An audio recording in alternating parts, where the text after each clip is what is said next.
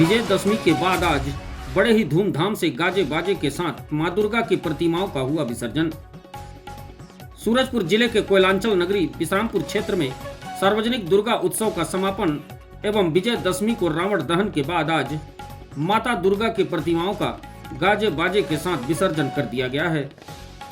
शारदीय नवरात्र की शुरुआत से ही मंदिर एवं पंडालों में माता रानी की पूजा अर्चना की जा रही थी। इस दौरान विभिन्न धार्मिक कार्यक्रमों का आयोजन भी हुआ, जिसमें क्षेत्र वासियों ने बढ़ चढ़कर हिस्सा लिया। महिलाओं, युवाओं और बच्चों में विशेष उत्साह देखने को मिला। 9 दिन की पूजा अर्चना के बाद विजयदशमी को रावण दहन किया गया, जिसे देखने क्षेत्र भर से हजारों की संख्या में लोग पहुंचे थे। इस बीच लगे मेला का भी लोगों ने खूब आनंद लिया।